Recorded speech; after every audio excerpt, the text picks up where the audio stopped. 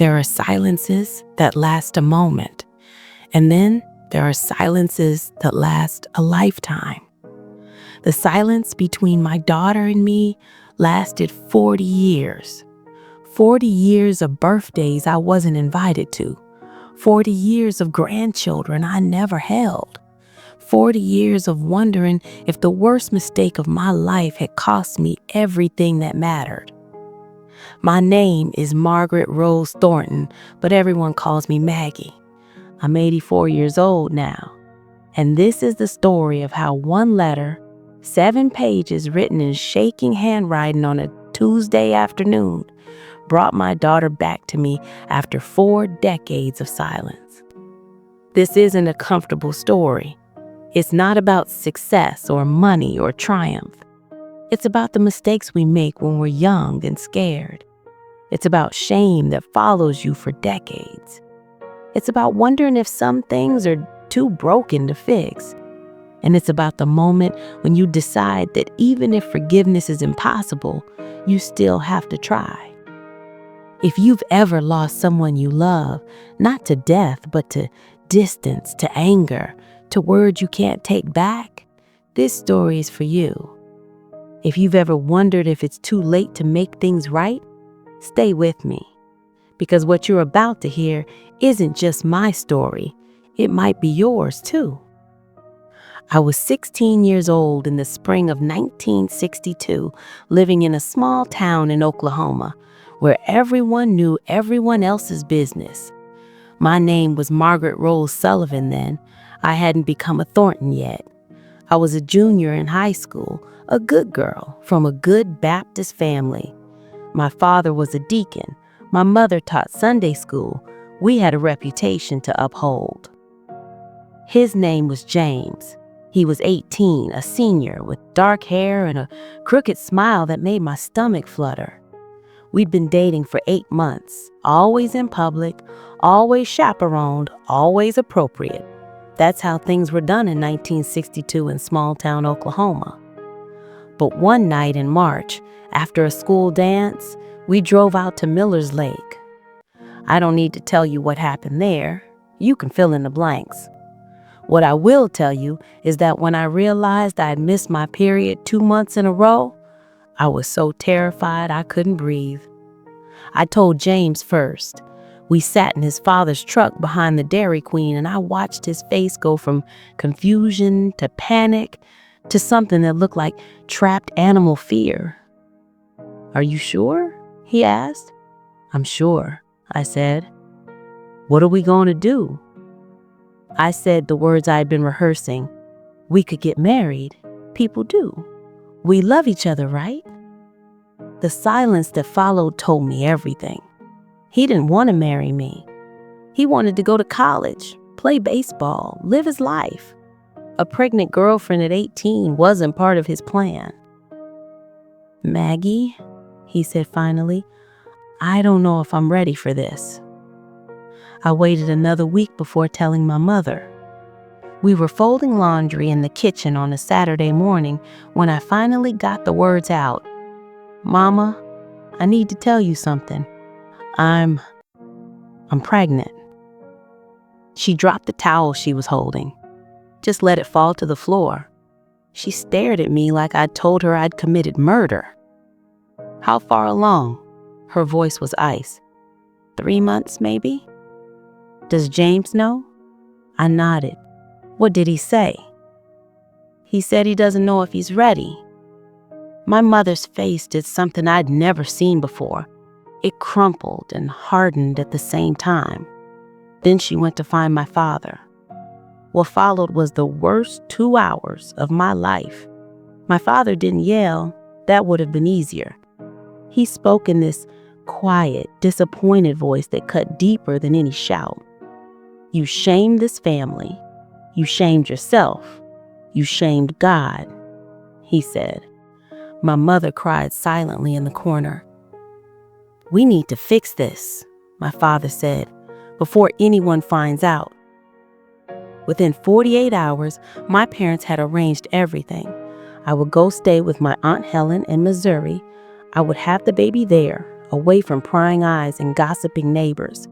And then, this was the part that made my stomach turn, I would give the baby up for adoption. "You're 16 years old," my mother said, her voice shaking. "You can't raise a child. You'd ruin your life. You'd ruin the baby's life. This is the only way." "What if I want to keep it?" I asked.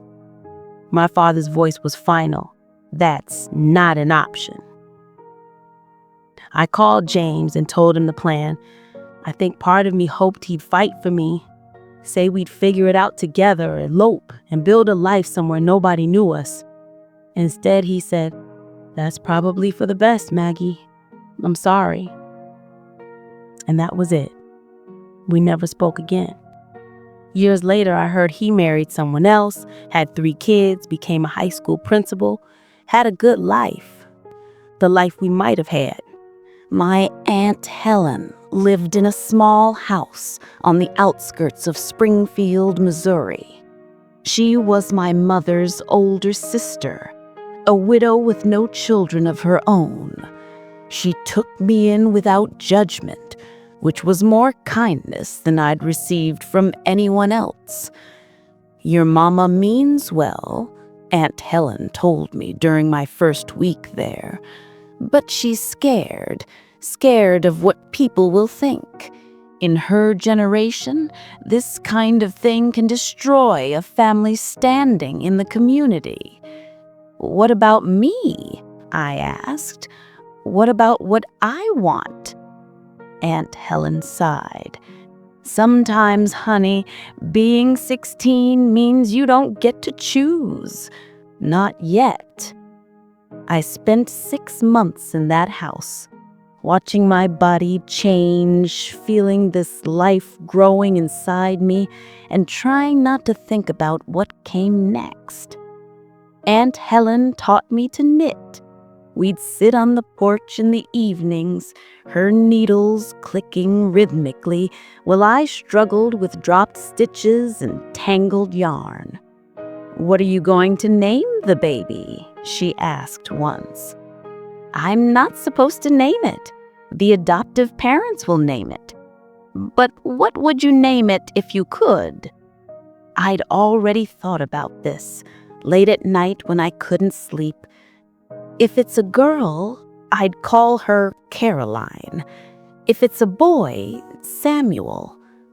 Aunt Helen nodded and kept knitting. The labor started at 3 in the morning. I'd been having false contractions for days, but these were different. Sharp, insistent, waves of pain that took my breath away. Aunt Helen drove me to the hospital. She held my hand through 12 hours of labor. The nurses were efficient but distant. Unwed mothers weren't treated with much sympathy in 1962. At 3:47 p.m., my daughter was born. They held her up for just a moment, this tiny, red-faced, perfect thing.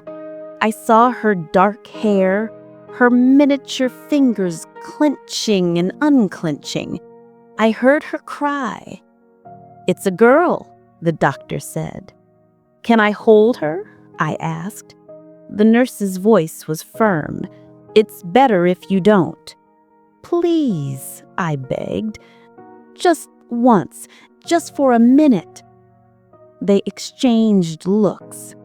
Finally, the nurse placed her in my arms. She was so light, so warm. She stopped crying when I held her, her tiny eyes trying to focus on my face. "Hello, Caroline.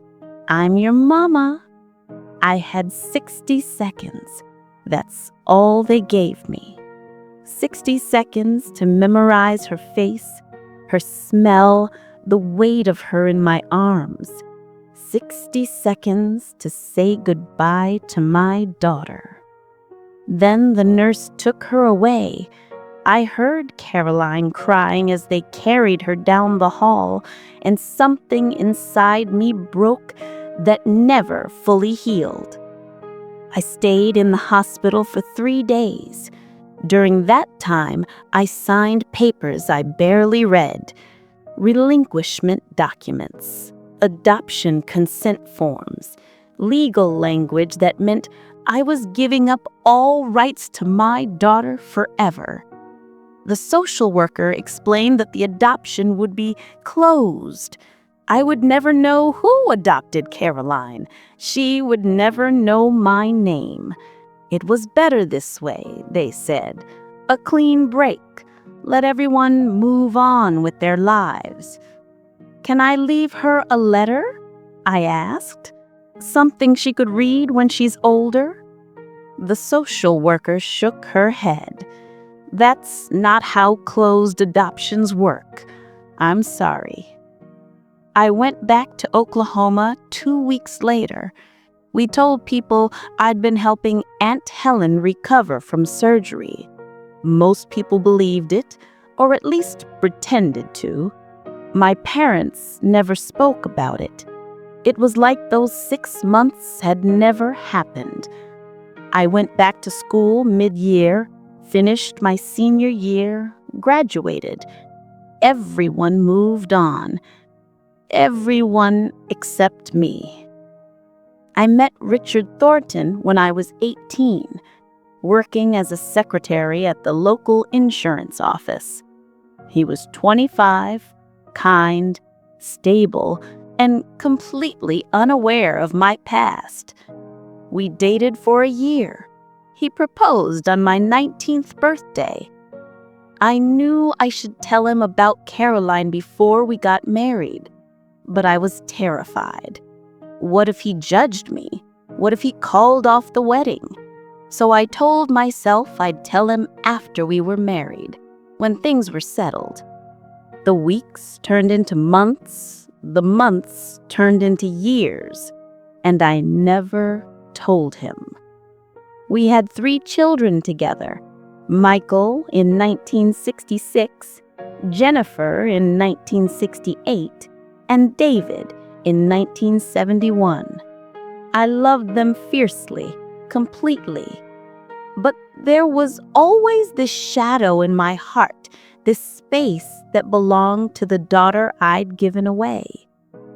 Every November 15th, Caroline's birthday, I would bake a cake and tell my family it was for a friend. Richard never questioned it. The kids just thought Mom liked cake. I'd light a single candle and make the same wish. Wherever you are, I hope you're happy. I hope you're loved.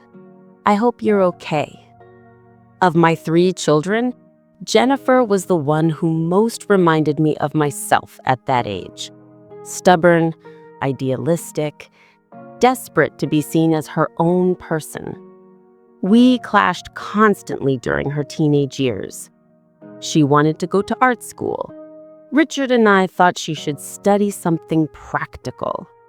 She wanted to travel after high school. We wanted her to go straight to college. Every conversation became a battle. "You don't understand me," she'd scream.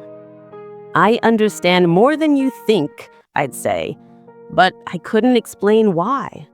Couldn't tell her about the daughter I'd given up at 16, about the dreams I'd sacrificed, about the life I never got to live. Jennifer went to college, but dropped out after 2 years. She moved to California, got a job at a gallery, dated a series of men Richard and I disapproved of. We fought every time she called home. Jennifer came home for Thanksgiving in 1994. She was 26, dating a man named Marcus, who was 15 years older and divorced with 2 kids. She'd brought him with her. Richard barely spoke to Marcus during dinner. I overcompensated, asking too many questions, trying too hard. Jennifer sat there getting more and more tense. After dinner, while Richard and Marcus watched football, Jennifer helped me with dishes. "Mom, I need to tell you something," she said. "What is it, honey?" "Marcus and I are getting married. I should have said congratulations. I should have been happy for her. Instead, I said, Jennifer, you barely know him. He's divorced. He has children. This is a mistake.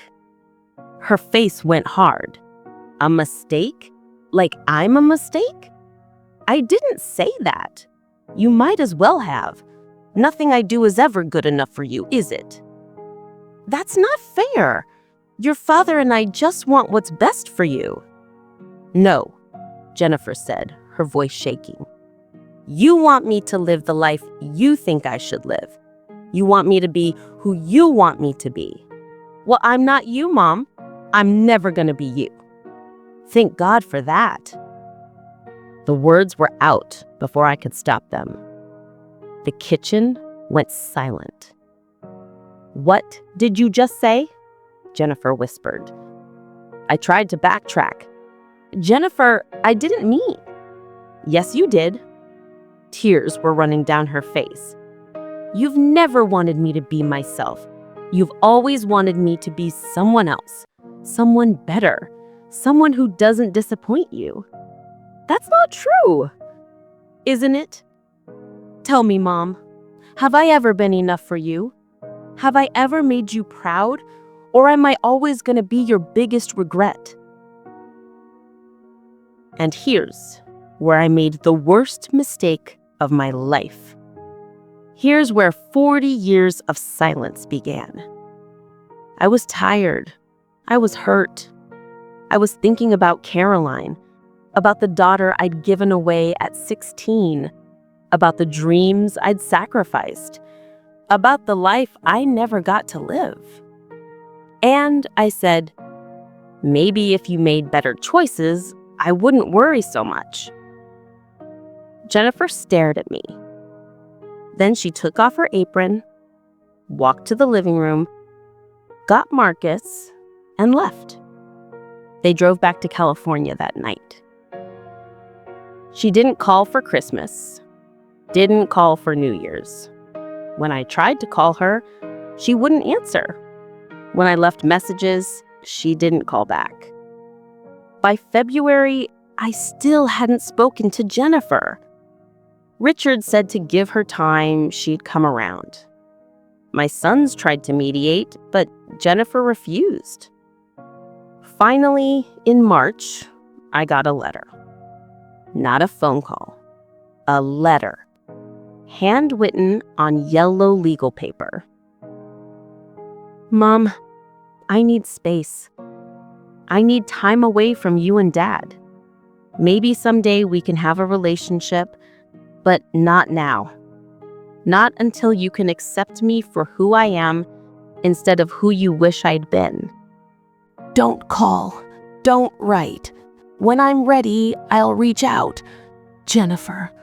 I read that letter 100 times, looking for softness, for an opening, for any sign she still loved me, but all I saw was finality. Richard was devastated. Call her, he said. Go see her. Fix this. But I was stubborn and proud and hurt. I told myself if Jennifer wanted space, I'd give her space. I told myself she'd come back when she was ready. I didn't realize that ready might never come. 1 year became 2, 2 became 5, 5 became 10. Jennifer got married. I found out through Michael. She didn't invite us to the wedding. She had a baby, a daughter named Emma. I saw pictures on social media that Michael showed me. I cried for 3 days straight. Why won't she let me see my granddaughter? I asked Richard. You know why, Maggie, he said quietly. I did know, but admitting it meant admitting I'd been wrong, and I wasn't ready for that yet. Richard died in 2008. Heart attack, sudden and devastating. Jennifer came to the funeral, but didn't speak to me. She sat in the back of the church with Emma, now 12 years old, and left before the reception. I tried to approach her in the parking lot. "Jennifer, please." She held up her hand. "Not today, Mom. Please, not today." And she drove away. After Richard died, the silence became even heavier. Now it was just me in the house, surrounded by photos of my 3 children. Michael and David visited regularly with their families, but Jennifer's picture might as well have been a memorial. She was alive but absent, present but gone. In 2015, when I was 79 years old, I had a minor stroke. Nothing devastating. I recovered fully, but it scared me. Lying in that hospital bed, I realized I might die without ever seeing Jennifer again, without ever meeting my granddaughter, without ever making things right. Michael sat with me one afternoon. "Mom," he said gently, "have you ever considered that maybe Jennifer's waiting for you to make the first move?" "I've tried," I said. "She won't talk to me." "Have you tried apologizing?" "For what?" Michael looked at me with something like pity. "Mom, you really don't know? The fight was 20 years ago, Michael, over something stupid. Why is she still holding on to it?" "Maybe," he said carefully, "because it wasn't just about that one fight. Maybe it was about years of her feeling like she wasn't good enough, like she was always being compared to some invisible standard she could never meet." His words hit me like a physical blow, because he was right. Jennifer had spent her whole life feeling like she wasn't enough, and I'd spent my whole life unconsciously comparing her to the daughter I'd lost. Caroline, the perfect daughter who existed only in my imagination, who never disappointed me because I never knew her, who I'd built up to some impossible ideal. I'd been punishing Jennifer for not being Caroline, and Jennifer had no idea Caroline even existed. After I left the hospital, I did something I'd been avoiding for 53 years. I went to my closet, pulled down a shoebox from the top shelf, and opened it. Inside were the only things I had from Caroline: the hospital bracelet they'd put on her wrist, a single Polaroid photo a kind nurse had taken against policy, and the discharge papers from my stay at Aunt Helen's. I looked at that photo, grainy and faded, showing a newborn with dark hair and closed eyes, and I cried harder than I'd cried since Richard's funeral. I'd spent 53 years running from this pain, 53 years pretending I could move on, be normal, be a good wife and mother to the children I'd kept. But the truth was, I'd never dealt with losing Caroline. I'd just buried it deep and let it poison everything else. And somehow, without meaning to, I'd made Jennifer pay for my unprocessed grief. I sat down at my kitchen table with a pen and paper, and I started writing. "Dear Jennifer, this letter is 53 years and 20 years late, depending on how you count. I need to tell you something I've never told anyone except your father, and I didn't tell him until we'd been married for 15 years. When I was 16 years old, I got pregnant." Richard died in 2008. Heart attack. Sudden and devastating. Jennifer came to the funeral but didn't speak to me. She sat in the back of the church with Emma, now 12 years old, and left before the reception. I tried to approach her in the parking lot. "Jennifer, please." She held up her hand. "Not today, Mom. Please. Not today." And she drove away. After Richard died, the silence became even heavier. Now it was just me in the house, surrounded by photos of my 3 children. Michael and David visited regularly with their families, but Jennifer's picture might as well have been a memorial. She was alive, but absent, present, but gone. In 2015, when I was 79 years old, I had a minor stroke.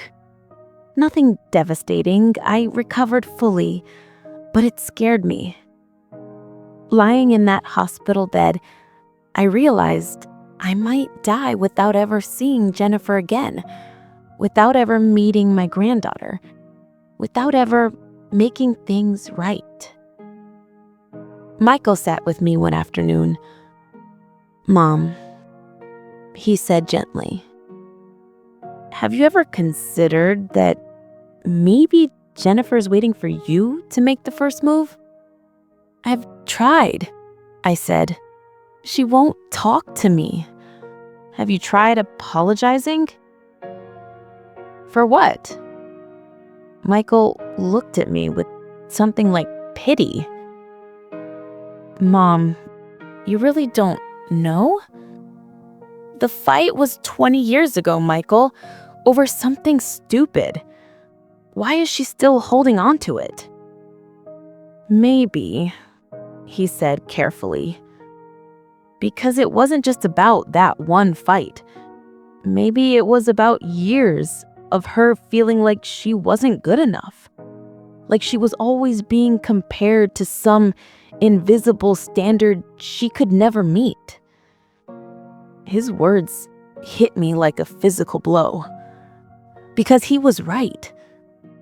Jennifer had spent her whole life feeling like she wasn't enough, and I'd spent my whole life unconsciously comparing her to the daughter I'd lost, Caroline, the perfect daughter who existed only in my imagination, who never disappointed me because I never knew her, who I'd built up into some impossible ideal.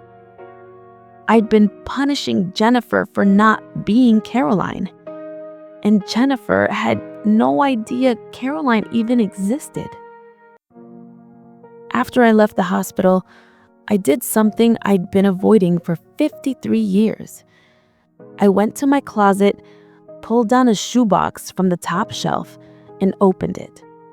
Inside were the only things I had from Caroline: the hospital bracelet they'd put on her wrist, a single Polaroid photo a kind nurse had taken against policy, and the discharge papers from my stay at Aunt Helen's. I looked at that photo, grainy and faded, showing a newborn with dark hair and closed eyes, and I cried harder than I'd cried since Richard's funeral. I'd spent 53 years running from this pain. 53 years pretending I could move on, be normal, be a good wife and mother to the children I'd kept. But the truth was, I'd never dealt with losing Caroline. I'd just buried it deep and let it poison everything else. And somehow, without meaning to, I'd made Jennifer pay for my unprocessed grief. I sat down at my kitchen table with a pen and paper, and I started writing. Dear Jennifer, this letter is 53 years and 20 years late, depending on how you count. I need to tell you something I've never told anyone except your father, and I didn't tell him until we'd been married for 15 years. When I was 16 years old, I got pregnant. And then I wrote everything. The whole story. James, my parents' shame, Aunt Helen's house, the birth, holding Caroline for 60 seconds, signing the papers, the decades of wondering and grieving and pretending I was fine. I wrote about how I'd never processed that loss, how I'd buried it so deep that it had leaked out in other ways, in criticism that was really self-hatred, in standards that were really my own fears, in distance that was really protection. I compared you to her without even realizing it, not consciously, not deliberately. But she existed in my mind as this perfect daughter I'd lost. And you existed as the real, complicated, beautiful daughter who was right in front of me. And somehow, reality could never compete with fantasy. That Thanksgiving, when I said those terrible things, I wasn't really talking to you. I was talking to that 16-year-old girl who gave away her baby. I was angry at her for not being brave enough to keep Caroline. And I took that anger out on you. You asked me once if you'd ever been enough for me. The answer is yes. You've always been enough. You've always been more than enough. The problem was never you, Jennifer. It was me. I wasn't enough for myself, and I made you carry that weight. I don't expect you to forgive me. I'm not even sure I deserve forgiveness. But I needed you to know the truth. I needed you to know that every time I pushed you away, I was really pushing away my own shame. Every time I criticized your choices, I was really criticizing the choice I made at 16. Every time I made you feel small, it was because I felt small. You are my daughter. You are brilliant and creative in ways I never was. You chose art when everyone told you to be practical. You chose love when everyone told you to be careful. You chose authenticity over approval. Those aren't mistakes, Jennifer. Those are victories. I'm 80 years old now. I don't know how much time I have left, but however much it is, I want to spend it knowing you. Really knowing you, not who I thought you should be. I want to know Emma. I want to be a grandmother to her if you'll let me. And I want to tell you about your sister. Her name, the name I gave her in my heart, was Caroline. You never knew about her, but she's been part of our family all along. Part of the silence between us. Part of why I could never quite show up for you the way you needed.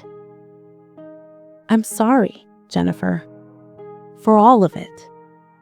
For the words I said and the words I didn't say. For making you feel like you had to earn my love when you always had it. For letting my pain become your burden.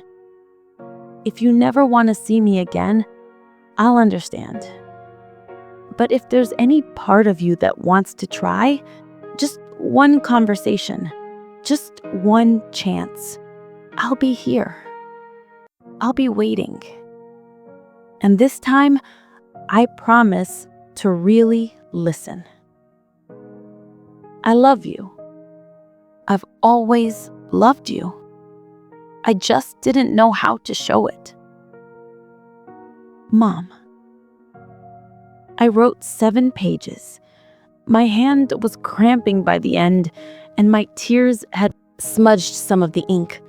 But I sealed it in an envelope, wrote Jennifer's address from the Christmas card she sent Michael, and mailed it before I could change my mind. For 3 weeks, I heard nothing. Every day I checked the mail, hoping for a response. Every night I lay awake wondering if I'd made things worse. Michael called to check on me. "Did you really tell her?" he asked. "I told her everything," I said. "How do you feel?"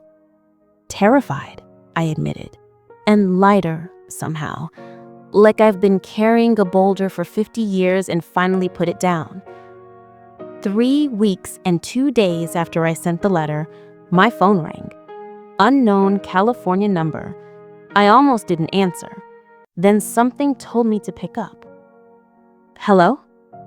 Silence. Then a woman's voice, shaking. Mom? I started crying before I could speak. Jennifer? I got your letter, she said. I've read it 15 times. I don't even know what to say. You don't have to say anything. Yes, I do. She was crying now too. I spent 20 years thinking I wasn't good enough. 20 years thinking there was something wrong with me. And all this time you were carrying this whole other grief that had nothing to do with me. I'm so sorry, baby. I'm so sorry. I have a sister, Jennifer said wonderingly. I have a sister somewhere out there I've never met. Half-sister, technically. But yes. Have you ever tried to find her? No. The adoption was closed, and I was too afraid, too ashamed. Jennifer was quiet for a long moment. Then, maybe we should try. Together. Jennifer came to Oklahoma in June with Emma, who was now 19 and about to start college. We met at a coffee shop because Jennifer said meeting at the house she'd grown up in, the house where that terrible Thanksgiving had happened, would be too much. When they walked in, I almost didn't recognize Jennifer. She was 57 now, with gray streaking through her dark hair, laugh lines around her eyes. Emma was tall and beautiful, with Jennifer's artistic sensibility evident in her vintage dress and handmade jewelry. I stood up, nervous as a teenager. Hi. Hi, Mom, Jennifer said. We hugged, really hugged, the kind of hug that tries to make up for 20 years of distance. I felt her body shaking with sobs, felt my own tears soaking into her shoulder. I missed you. I missed you so much. I missed you too, she said. Even when I was angry, I missed you. Emma watched us with tears in her eyes. When we finally pulled apart, I turned to her. I'm your grandmother, I said. I know I'm a stranger to you, but I'd love the chance to change that. Emma smiled, a smile so much like Jennifer's it hurt. Grandma, she said, testing the word. I like the sound of that. We talked for 4 hours in that coffee shop. I told them more about Caroline, about those 60 seconds I'd held her, about the decades of wondering. Jennifer told me about her life, her marriage to Marcus, still going strong after 19 years, her work as an art therapist, Emma's acceptance to art school. You were right, Jennifer said.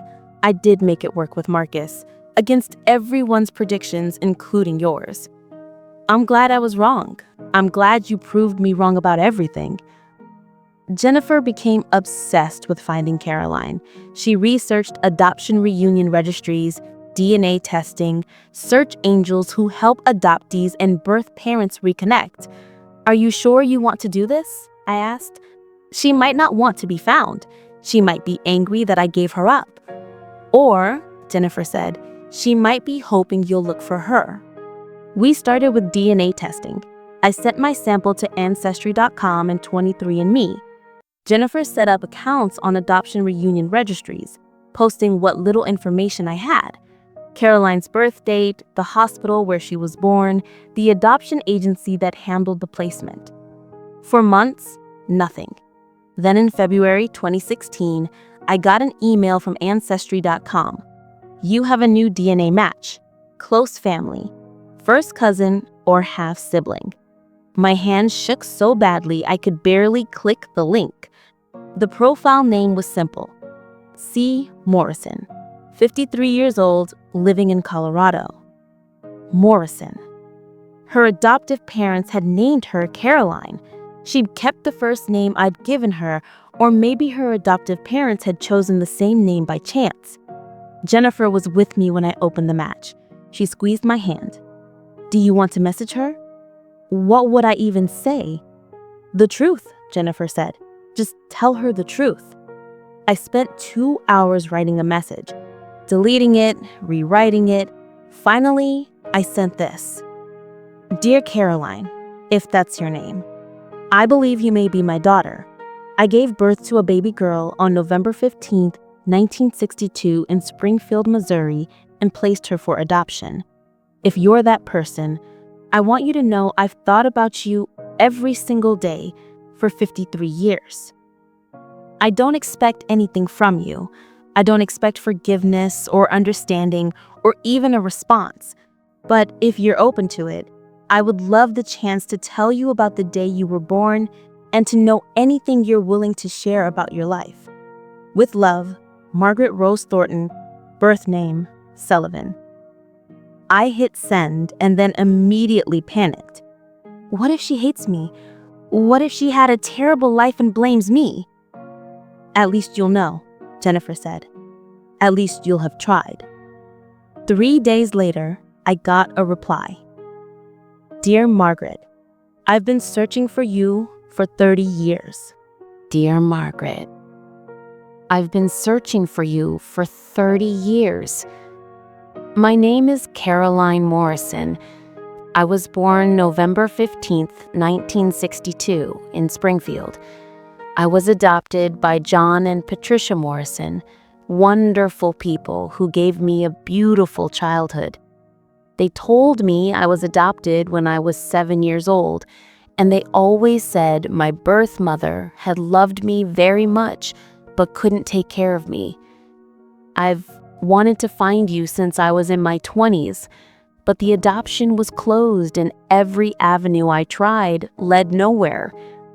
When DNA testing became available, I sent my sample immediately, hoping someday you or a relative would show up. I'm not angry. I never was. My parents helped me understand that you made an impossible choice at an impossible age.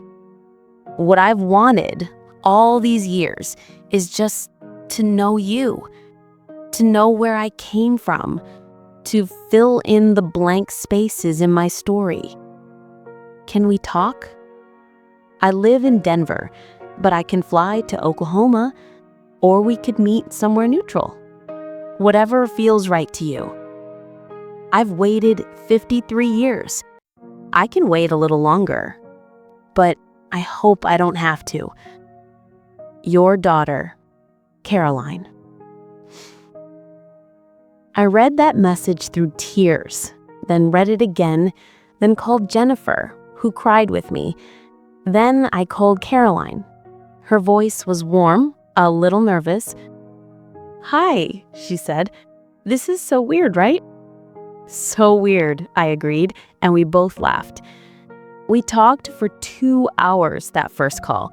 I told her about James, about my parents' shame, about Aunt Helen, about those 60 seconds I'd held her. I thought about you every birthday, I said. I baked a cake every year. It drove my husband crazy because he didn't know why. What kind of cake? Caroline asked. Chocolate with vanilla frosting. My favorite. That's my favorite too, Caroline said wonderingly. I always request it for my birthday. We met in Denver in April. Caroline insisted on picking me up from the airport. Jennifer and Emma came with me for support. When Caroline walked toward us in the arrival area, my breath caught.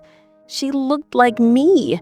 Not exactly, but the resemblance was unmistakable. Same nose, same smile, same way of tilting her head when she was thinking. Mom? She said tentatively. Caroline. I started crying again. I seemed to cry constantly these days. We hugged. This daughter I'd held for 60 seconds as a newborn, I was finally holding again at 53.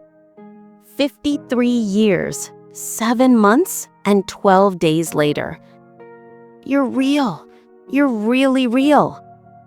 So are you, she said.